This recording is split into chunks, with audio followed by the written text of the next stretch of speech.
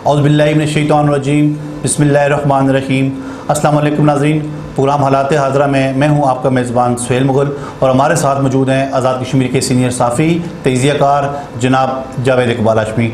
नाज़रीन, एक बार फिर अवामी जॉइंट एक्शन कमेटी ने हुकूमत को अपने मुतालबात के हक़ के लिए 15 अक्टूबर की डेडलाइन दे दी है और उन्होंने ये मुतालबा ये एलामिया रावला कोर्ट में अपने 1 साला योम तासीसी जलसा आम में उसकी वार्न किया है। इसके अलावा साबिक़ वज़ीर-ए-आज़म राजा फ़ारूक हैदर ख़ान बरतानिया का दौरा करके वापस लौट चुके हैं। उनकी इस्लामाबाद में कुछ अहम मुलाकातें हुई हैं, हम उस पर बात करेंगे। वज़ीर-ए-आज़म आज़ाद कश्मीर का बलोच का दौरा और अवामी रब्ता मुहिम तेज़ हो गई है और इस हवाले से भी बात करेंगे और दीगर मौज़ूआत भी हमारे पास मौजूद हैं। मैं सबसे पहले हाशमी साहब आपसे ये पूछना चाहूँगा, बताइएगा कि अवामी एक्शन कमेटी ने एक बार फिर हुकूमत को वार्न करते हुए लॉन्ग मार्च की कॉल जो है उसका ऐलान कर दिया है। क्या कहते हैं आप, एक बार फिर जो है जो सूरत हाल है आज़ाद कश्मीर की सियासी और समाजी उसमें तेज़ी आ गई है, क्या कहते हैं आप? बिस्मिल्लाहिर्रहमानिर्रहीम। बहुत शुक्रिया सोहेल साहब। एक हफ्ते के तअत्तुल के बाद आज हमारा प्रोग्राम जो है ना फिर ऑन एयर हो रहा है। ये जो एक हफ्ते का तअत्तुल है इसकी बुनियादी वजह जो है ना आपकी सेहत ग्रामी जो है वो ठीक नहीं थी और मैं भी उसके साथ में आया। तो अब जो है ना ये हम दोनों जो रूबे से थे, अल्लाह ताला का शुक्र अदा करते हैं कि आज हम एक दफ़ा फिर जो है ना अपने अवाम के साथ मुखातब होने का मौका मिल रहा है हमें। तो जहाँ तक आपके सवाल का तल्लुक़ है, जॉइंट अवामी एक्शन कमेटी का तासीसी जलसा हुआ है रावला कोर्ट के मुकाम पर। ये तो आपको अच्छी तरह इल्म है कि जॉइंट अवामी एक्शन कमेटी का क़याम जो है ना वो पिछले साल सितंबर में बाज़ाब्ता तौर पर जो जॉइंट अवामी एक्शन कमेटी का चार्टर ऑफ डिमांड जारी किया गया था उसके क़याम के बाद। कमेटी के 2 से पहले बन चुकी थी, लेकिन इनको जो मरबूत किया गया, इकट्ठा किया गया था सितंबर में, 17 सितंबर को गुज़श्ता साल। तो इस साल जो है वो जॉइंट अवामी एक्शन कमेटी का इज़हार तशक्कुर बनता था, लेकिन इन्होंने इस इज़हार तशक्कुर को तासीसी जलसे के तौर पर रावला कोर्ट के मुकाम पर जो है ना इसका इनेकाद किया है। रावला कोर्ट के मुकाम पर मुनक़्क़िद होने वाला जो जलसा था जॉइंट अवामी एक्शन कमेटी के प्लेटफार्म से वो हर लिहाज से एक कामयाब प्रोग्राम था जिसमें मुकामी जो भरपूर अफरादी मुकामी सतह पर भरपूर शिरकत हुई और पूरे आज़ाद कश्मीर से जो ताजर हैं, जॉइंट अवामी एक्शन कमेटी के ज़ुमा हैं, जो मुतलकीन हैं, वो उसमें शरीक हुए हैं। और इस तासीसी जलसे में जो कुछ भी गुफ्तगू हुई है, जो नारे लगे हैं, जो जोश व खरोश था, वो तो ये कह सकते हैं जी कि लोगों के अंदर जो है ना वो शऊर उजागर हो चुका है। और किसी दानश्वर का कौल है जी कि जो आज के वक्त का जो साम्राज्य है वो आपके शोर से नहीं आपके शऊर से खौफजदा है। तो शऊर पैदा करने में जॉइंट अवामी एक्शन कमेटी जो है ना वो कामयाब हो गई है। और 1 साल के दौरान उन्होंने 2 बड़े मकासद हासिल किए हैं। सबसे पहला मकसद उन्होंने शऊर पैदा करने का जो है ना वो आम आदमी तक उसके बुनियादी हकूक़ का शऊर जो है ना वो पैदा करने में कामयाब हो चुके हैं। ये बहुत बड़ी कामयाबी है। दूसरी कामयाबी उनकी थी सस्ता आटा और सस्ती बिजली। ये सिर्फ मुतालबा था और इस मुतालबे को उन्होंने हकीकत में तब्दील कर दिया। ठीक है। और इस पर उनका जो है ना वो यूम तासीस बनाया गया। ठीक है। यूम तासीस का मतलब ये है कि आप एहसास करें कि आपने इस 1 साल के दौरान क्या किया है। ठीक है। और अपने जो कामयाबियां हैं, नाकामियां, उनको रिव्यू करें। खुद साबी है तो मतलब ये तो वहाँ बैठ कर जो गुफ्तगू हुई है, जो तकरीरें हुई हैं, उससे बहुत सारे मकासद जो है ना वो चीज़ें सामने आ गई हैं। अब जो एलामिया जारी हुआ है जॉइंट अवामी एक्शन कमेटी के तासीसी जलसा के बाद, वहाँ की मीटिंग हुई है जो जॉइंट अवामी एक्शन कमेटी है, उस मीटिंग में बहुत सारी चीज़ें ज़ेर बहस लाई गई हैं और फिर यह तय किया गया है जी कि हुकूमत को 15 अक्टूबर तक की डेडलाइन दी जाए कि उनके जो चार्टर ऑफ डिमांड के जो 10 नकाती चार्टर ऑफ डिमांड था उसके 2 मुतालबात पूरे हुए हैं, 8 मुतालबात अभी तक ज़ेर इल्तवा हैं। वो जो 8 मुतालबात हैं उनमें सबसे बड़ा मुतालबा जिस पर अमल दरमद होना चाहिए, जो अब हर आज़ाद कश्मीर के हर शहरी का मुतालबा है, वो ये है कि जो अशराफिया की जो मराहत हैं वो ख़त्म की जाए, वो ख़त्म की जाए। ठीक है। अब इस पर जो है ना हुकूमत फंसी हुई है, क्योंकि सबसे बड़ी अशराफिया तो हुकूमत खुद है। हुकूमत के मराहत याफ्ता लोग हैं और हुकूमत अपने मराहत याफ्ता लोगों को मराहत से कैसे महरूम करने की जरूरत कर सकती है। अगर ये जो मराहत ख़त्म करती है तो ये सारा जो निज़ाम हुकूमत है ये धड़म से नीचे गिर जाएगा। जो सियासी जो माहौल है जो बिल्कुल ये जो सियासी जमातों का जो एक स्ट्रक्चर बना हुआ है, जो एक क्लब बना हुआ है।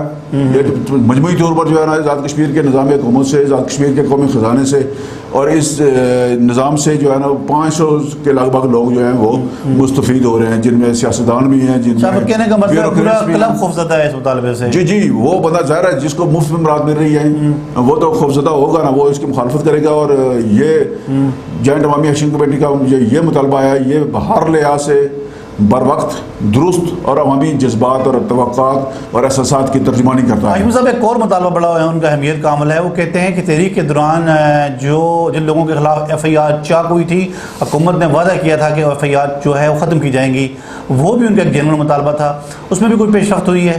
देखें, अभी तक तो इस पर कोई पेशरफ्त नहीं हुई है। जो मुकदमात दर्ज हुए थे और वो कुछ मुकदमात जो गिरफ्तारी हुई थी वो तो सारी ख़त्म कर दी गई थी, रिहाई हो गई थी सबकी, जिनमें मीरपुर में पुलिस अफसर के कत्ल के इल्ज़ाम में गिरफ्तार होने वाले लोग भी शामिल थे और बाकी लोग जो है ना वो मुकदमात अभी तक चल रहे हैं। तो जो माहदे में जो जॉइंट अवामी एक्शन कमेटी और हुकूमत के दरमियान जो माहदा हुआ था उसमें यह हुआ था जी कि जो वाक़यात रुनुमा हुए हैं, ये तशद्दुद वाक़यात जो हुए हैं, इनकी जुडिशल इंक्वायरी करवाई जाएगी।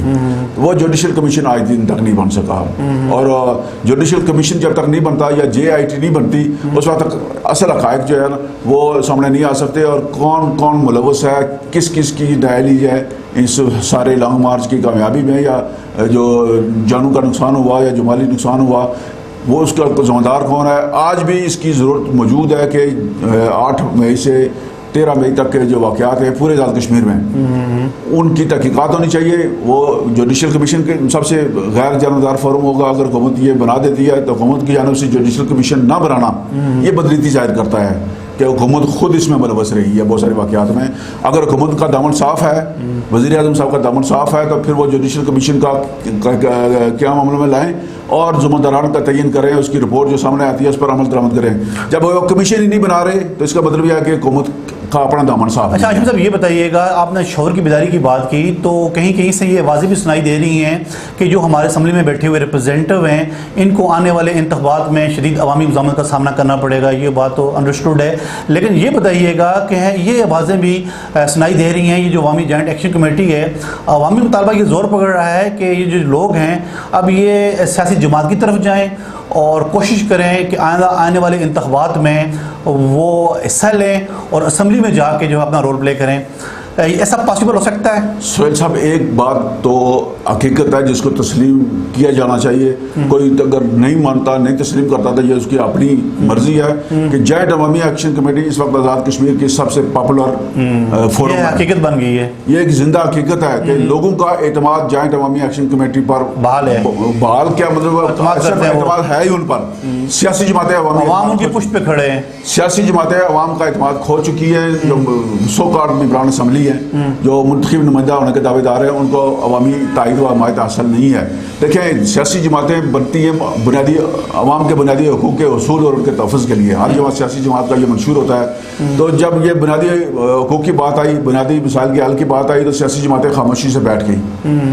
उनका कोई किरदार नहीं है और दीगर मामला के हवाले से। कभी किसी सियासी शख्सियत ने आज दिन तक जो है ना वो ये अशरफिया की मुराद के खात्मे की बात नहीं की, इसलिए कि वो खुद इसके बेनिफिशरी हैं। अच्छा, वो खुद बेनिफिशरी हैं तो फिर वो कैसे कह सकते हैं कि हमारी मुराद ख़त्म की जाए। अच्छा, अब जॉइंट अवामी एक्शन कमेटी ने जो शऊर बेदार किया है, शऊर पैदा किया लोगों के अंदर, उसका सबसे बड़ा फ़ायदा ये हुआ है कि कोई सियासतदान, कोई सियासी शख्सियत जो है वो अब अवाम का सामना करने के लिए तैयार नहीं है। उसके अंदर इतनी जरूरत नहीं है कि वो अवाम का सामना कर सके। अच्छा आशमी साहब ये बताइएगा, ये जो मामला सामने आया है, ये जो मुतालबात सामने आए, क्या समझते हैं जो एक तलख तजर्बा सामने आया था माजी में तहरीक के दौरान, हुकूमत इस मामले को संजीदा लेगी या वही रवश इख्तियार करेगी? सोहेल साहब आपका ये सवाल बहुत अहमियत का अमल है। ये मल्टी-मिलियन डॉलर सवाल है कि क्या हुकूमत आज़ाद कश्मीर को संजीदा लेगी।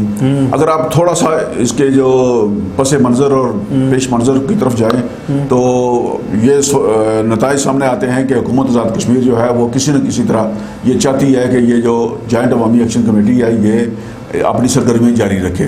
तासीसी जलसा जो है ये इसी सिलसिले की कड़ी नज़र आता है। चूँकि जो जॉइंट अवामी एक्शन कमेटी ने पिछला लॉन्ग मार्च किया उसके तहत हुकूमत आज़ाद कश्मीर को 23 अरब रुपए का खुसूसी पैकेज मिला। जो सस्ती बिजली और सस्ते आटे की जो सब्सिडी है वहाँ एडजस्ट हो गया, लेकिन नुकसान ये हुआ है कि वफाकी हुकूमत ने उस वक्त तो ये पैसे दे दिए, लेकिन जो हमारा सालाना तरक्याती प्रोग्राम है, जो तरक्याती बजट है, उसमें से अब कटौती कर ली है। जो हमारा तरक्याती बजट है जो 43 अरब रुपये 43 बिलियन रुपये पर जो मुश्तमिल था, उसको उन्होंने कम करके अब 28 अरब रुपये पर कर दिया, जिसका मतलब कि 23 अरब रुपये आपके उधर चले गए हैं। अब अगला मसला ये है कि हुकूमत आज़ाद कश्मीर जो है वो चाहती है कि ये प्रेशर जो है वो जॉइंट अवामी एक्शन कमेटी के प्लेटफॉर्म से कायम रहे। ये जो लॉन्ग मार्च का 24 का जो इन्होंने डेट दी है, 15 अक्टूबर तक की डेड लाइन है कि 15 अक्टूबर तक मुतालबात पर अमल किया जाए, और अगर ना किया गया तो 24 को लॉन्ग मार्च होगा। और 24 का लॉन्ग मार्च ये आगे भी जा सकता है, ये चूँकि ये फौरी तौर पर इस पर अमल करना मुमकिन नहीं है। इसके लिए तारीख में तब्दीली भी हो सकती है। इसमें दरमियान में जो है ना बहुत सारी राब्ता मुहिम की ज़रूरत है। लोगों को दोबारा इस पर कायल करना पड़ेगा जी कि अब क्यों लॉन्ग मार्च की ज़रूरत है। तो अब मसला ये है कि जो सस्ता आटा और सस्ती बिजली, जो टैरिफ बिजली का दिया गया है, ये देर पा नहीं है, सस्टेनेबल नहीं है। इससे तो महकमा बरक़ियात अपनी तनख्वाहें पूरी नहीं कर सकता, तो बाकी जो वापडा को अदायगियाँ करनी है वो अपनी जगह उसी तरह कायम रहेंगी। और माजी में ये होता था कि महकमा बरक़ियात के ज़रिए जो आमदन होती थी उसके ज़रिए आज़ाद कश्मीर हुकूमत मुलाजमीन को तनख्वाहें और पेंशन अदा करती थी। अब ये इतलात है, मुबैना इतलात है जी कि नवंबर के बाद जो है ना तनख्वाह और पेंशन की अदायगी का जो सवाल है ये बड़ा अहम हो जाएगा, क्योंकि हुकूमत के ख़जाने में पैसे मौजूद नहीं होंगे। वफाकी हुकूमत अपना हिस्सा जो उनका बनता है वो तो दे रही है, लेकिन जो 20-22 अरब रुपये जो महकमा बरक़ियात के ज़रिए आते थे, बिजली के बिलात जो माना जमा होते हैं तो फिर उसके ज़रिए आपके जो है ना रोज़मर्रा उमूर चलते हैं, वो मुतासर होंगे। और जब तनख्वाह और पेंशन का मामला पैदा होगा तो फिर एक बुरान पैदा होगा। और हुकूमत आज़ाद कश्मीर जो है ना वो वज़ीर-ए-आज़म साहब को आने वाले मामला का बखूबी अंदाज़ा है। अब हमारे ख़जाने को तकरीबन बिजली और आटे की, सस्ते आटे और सस्ती बिजली की मद में 71-72 अरब रुपये का खसारा होगा जो इस वक्त ज़रूर माली साल के इख्तिताम तक। ये कहाँ से पैसे पूरे होंगे 72 अरब रुपया? अब वफाकी हुकूमत कैसे दे सकती है?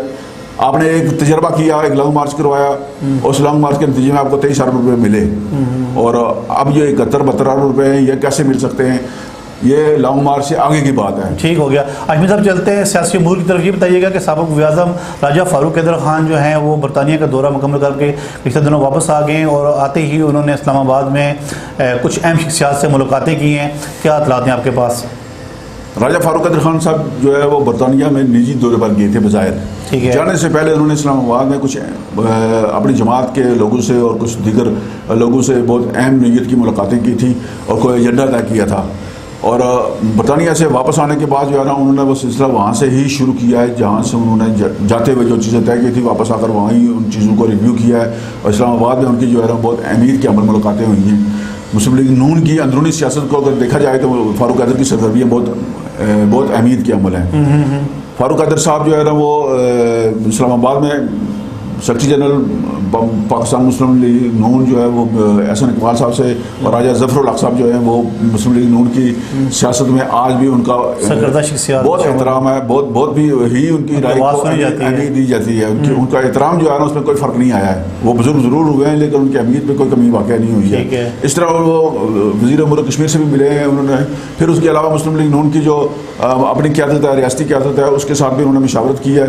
तो मुस्लिम लीग नून के अंदर इस वक्त एक सवाल जो है ना वो ज़ेर बहस है जी के हुकूमत की हमायत करने से, मखलूत हुकूमत का हिस्सा बनने से मुस्लिम लीग नून को क्या हासिल हुआ। तो ये तो बात आम आदमी भी जानता है जी कि मुस्लिम लीग नून की जो मकबूलियत है उसमें बहुत कमी वाक़या हुई है। हुकूमत की का हिस्सा बनने की वजह से चंद मेंबरान असम्बली को फ़ायदा हुआ है, बाकी जमात का जो कारकुन है वो मायूस है। मायूसी नहीं, वो अपोजिशन का शिकार है, इंतकाम का शिकार है। जब आप हुकूमत में भी शामिल हों और आपके जो कारकुन हैं वो मायूस हों, इंतकाम का निशाना बने हुए हैं, और मायूसी तो का पैदा होना फितरी बात है। और जमाती क़यादत का इस जो कारकुनों के जज्बात, उनके एहसासात के का एहसास ना करना, ये बड़ा जो है ना एक किस्म का मशकूक किस्म की सूरत पैदा करता है कि जमाती क़यादत क्यों खामोश है। और फ़ारूक हैदर साहब जो है वो हमेशा अवाम की नब्ज़ पर हाथ रख कर सियासत करते रहे हैं। उनकी मकबूलियत की बुनियादी वजह ये रही है कि वो बहुत बुलंद बोलते रहे और नताइज की परवाह किए बगैर उन्होंने अवाम के जज्बात की तर्जुमानी की है, रियासत के शख्स की बात की है उन्होंने हमेशा, और रियासती हुकूक की बात की है। बाकी लोग तो सिर्फ बात करते हैं। फ़ारूक हैदर वाहिद शख्सियत हैं जिन्होंने अमलन इकदाम किए हैं। अमला 13वीं तरमीम करके वो मामलात जो कोई बड़े बड़े सियासतदान, सरदार क्यूम साहब जैसे, सरदार इब्राहिम जैसे, खान जैसे, सिकंदर जैसे, वो नहीं कर सके, वो फारूक हैदर ने अमली करके दिखाए। इस लिहाज से उनका आज़ाद कश्मीर के अंदर एक क्रेडिबिलिटी है, उनकी साख है, लोगों का भी उन पर एतमाद है जी कि ये बात करते हैं उस पर अमल करते हैं। लेकिन बावजूद वो बसरत का शिकार रहे हैं कुछ अर्सा। ठीक है, उसकी बुनियादी वजह जो है ना, उनके जो हल्का अहबाब है उसमें शामिल कुछ जोमा जो है ना, वो नहीं चाहते कि फारूक हैदर साहब जो है ना वो इस हुकूमत के साथ कोई पॉलिसी या सख्त रवैया अख्तियार करें, जिसका नुकसान ये हुआ कि फारूक हैदर साहब की शख्सियत भी जो है ना वो थोड़ी सी नीचे गई है मकबूलियत के एतबार से, और लोगों का जमाती मुस्लिम लीग नून के कारकुनों का जो है ना वो इस्तेसाल हुआ है। अब ये इस जो डंट पड़ा है इस हुकूमत की हमायत करने की वजह से, वो डंट जो है निकालने के लिए ज़रूरी है जी कि आप आवाम के अंदर जाएँ और जमाती क़यादत जो है वो मिल बैठ कर फैसला करें। और फारूक हैदर साहब ने इस हमारी इतलात के मुताबिक फारूक हैदर साहब अगले दिनों में आज़ाद कश्मीर बाग के लिए जो है ना राब्ता मुहिम शुरू करने वाले हैं। इस राब्ता मुहिम के दौरान उनके साथ कौन कौन होगा ये देखने वाली बात है कि जमात की क़यादत में से कौन उनका साथ देगा। और अगर वो फारूक हैदर साहब राब्ता अवाम मुहिम शुरू करने में कामयाब हो गए और आज़ाद कश्मीर बाग के अंदर उनको जमाती कारकुन इंतजार में हैं जी कि फारूक हैदर साहब आए और हम खुलकर अपने जज्बात का इजहार करें, उनके साथ हमायत का ऐलान करें। ठीक हो गया। और जो इस वक्त कारकुनों की जो जज्बात हैं वो किसी के लिए खतरे की घंटी है, कोई इस सूरत से खतरा महसूस कर रहा है और इसलिए जो है ना वो जमात के अंदर एक किस्म की जो है ना सर्द जंग जारी। और फारूक हैदर साहब की जो सरगर्मियाँ हैं उनसे जो है ना वो खौफ की कैफियत खौफ महसूस किया जा रहा है। हाशमी साहब ये बताइएगा, एक और अहम मामला की गुज़िश्ता कई दिनों से कॉन्ट्रैक्ट एडाक मुलाजमीन जो हैं वो मरकज़ी हमारे साफत के बाहर बैठे हुए हैं, कोई हुकूमत उनकी सुनवाई नहीं कर रही, कोई उनके साथ मुज़ाकराती टीमें जाके बात नहीं कर रही। इस गर्म मौसम में वो खुले आसमान के नीचे बैठे हुए हैं, उनके मुतालबात हल नहीं हो रहे, क्या पेशरफ्त हुई है, क्या हालात हैं आपके पास? देखें जी, इन मुलाजमीन का जो बुनियादी मुतालबा है वो बिल्कुल दुरुस्त और जायज़ है। ये बुनियादी हकूक़ से तल्लुक़ रखता है मामला के हुकूमत ने इनको नौकरियाँ दी थी मुस्तकिल करना। और कुछ हुकूमत ने ये माजी की देखिए हुकूमतों का तसलसल होती है, इस हुकूमत पर तो ये जान लिया कि उन्होंने ये भर्ती किए और जो हुकूमत में शामिल जितने भी लोग हैं सिवाय एक दो के सारे माजी की हुकूमतों का इशारे हैं। वो ये इनकार नहीं कर सकते कि इस अमल में हम शामिल नहीं हैं, तो इनको मुस्तकिल किया जाना जो है ना ये बुनियादी इनका हक है। माजी में अगर कोटे की खिलाफ वर्जी हुई है या कोई मारिट के खिलाफ भर्ती हुआ है या प्रोसेस पूरा नहीं किया गया था, उसमें इन मुलाजमीन का तो कोई कसूर नहीं है, उस अथॉरिटी का कसूर है, उस हुकूमत का कसूर है जिसने ये जो बुनियादी उसूल है कवायदे वो नज़रअंदाज किए। अब इनकी सर्विस जो है वो 10 से 15 साल तक हो चुकी है, कुछ मुलाजमीन रिटायरमेंट के करीब हैं और बगैर मुफाद के वो रिटायर हो जाए, ये बड़ा जुल्म है। और ये मुलाजमीन की जो हड़ताल है ये इसमें देखें रोज़ाना की बुनियाद पर इजाफा हो रहा है, इसमें शिद्दत पैदा हो रही है। अब इन मुलाजमीन पहले ये सिर्फ ये मुलाजमीन जो आपकी फैमिलीज भी इसमें शामिल हो गई हैं, उनके छोटे छोटे बच्चे भी इसमें आ गए हैं और बाकी सारी जमातें जितने भी हैं, तंजीमें जितने भी हैं मुलाजमीन की, उन्होंने भी इनकी हमायत कर दिया है, मास वाइज सियासी जमात। अच्छा हाशमी साहब ये बताइएगा, हुकूमत का जो मौक़िफ़ सामने आया है उनका कहना यह है कि हमने जो नई पॉलिसी दी है उसके मुताबिक हम ये करना चाह रहे हैं कि हम इनकी जो उम्रें हैं उसमें रिलैक्स दे के इन्हें कह रहे हैं कि ये जाएँ पब्लिक सर्विस कमीशन में अपनी अहलियत सलाहियत की बुनियाद पे असामियों को वहाँ पे अटैम्प्ट करें।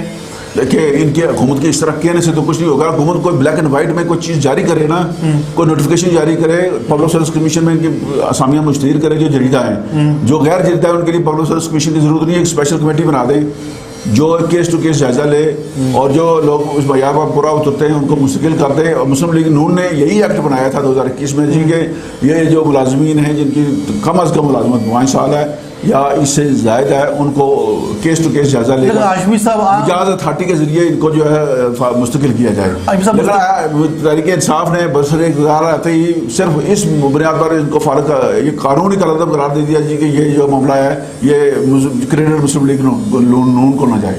बहुत शुक्रिया हाशमी साहब। नाज़रीन आज हमने बहुत अहम मौज़ूआत को ज़ेर बहस लाया। नए प्रोग्राम में नए मौज़ूआत नए सवालात के साथ फिर हाज़िर होंगे, तब तक के लिए दीजिए इजाज़त। अल्लाह हाफ़िज़।